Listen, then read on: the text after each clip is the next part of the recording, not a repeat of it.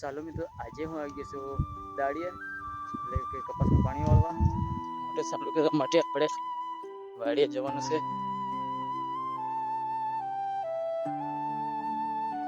આ એનો ગેટ છે વાડીનો. આ વાડીમાં ટાટર મૂકેલું છે, તો પહેલા સૌથી પહેલા આપણે મોટર ચાલુ કરીએ. તો મિત્રો અહીંયા ટાટર છે, સૌથી પહેલા તો આપણે મોટર ચાલુ કરીએ. તો આપણે પાણી નાખી મોટર ચાલુ અને તે પાણી જવા.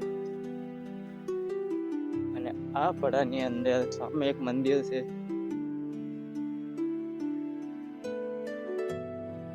આપણે તો બાબડો અને પછી નદી ગયા આપણે પાણી વાળો બધા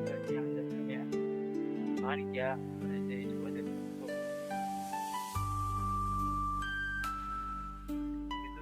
આ વિડીયોને છેલ્લે સુધી જોવાનું ભૂલશો નહીં.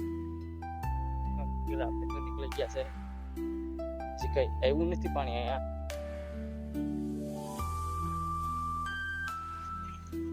તો મિત્રો તમે જોઈ શકો છો, અહીંયા પાણી આવી ગયું છે.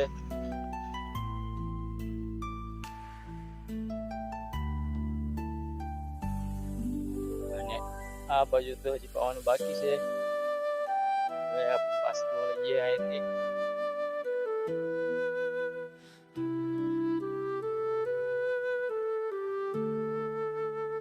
પેલું એક મંદિર દેખાય છે, જે છે ખોડિયાર માનું.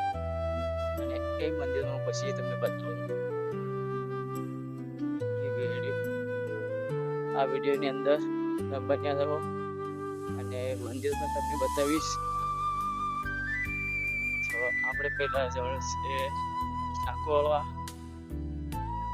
માટે. કેટલાક પાવડો છે, પાવડો લઈને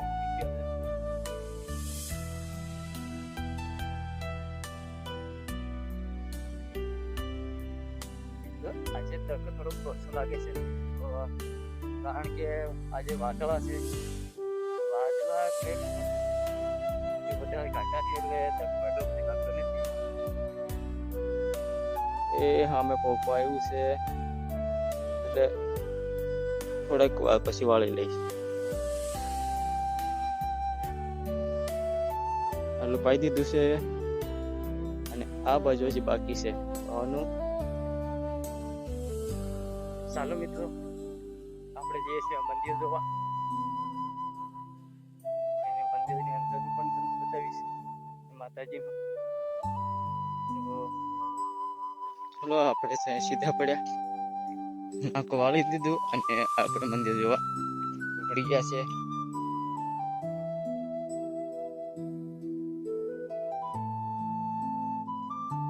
અહીં તમે જોઈ શકો, કઈક અલગ જ લાગે છે. તો પુરાણું મંદિર એવું લાગે છે, એટલે આપણે તો હજી જઈને જોઈએ અંદર કેવું છે.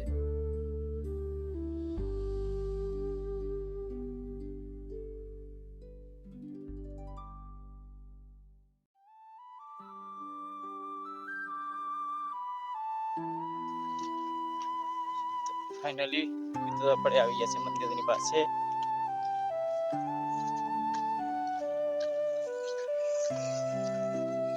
આ જોઈ શકો, અહીંયા રોડ છે, રોડની માથે ગાડી જાય છે. અને આ બાજુ કઈક ગેટ છે મંદિરનું. તો આપણે તો પેલા સંપલ કાઢી દઈએ. સંપલ કાઢીને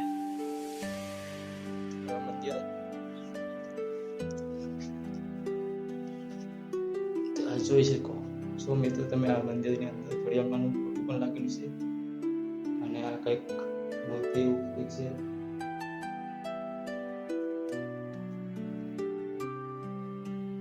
માતાજીનું ત્રિશુલ પણ બનાવ્યું છે, ને અહીંયા લખ્યું છે જય ખોડિયારમાં.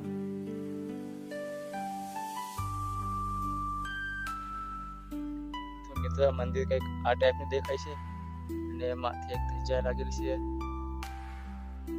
આ હમેનું આવું દેખાય છે મંદિર. જોઈ શકો છો. તો આપણે પાછા ઉભરી ગયા નાકો વાળવા. તો નાકું તો પહોંચવા આવી ગયું છે, અને આપણે ફટાફટ જઈને નાકો વાળી લઈએ.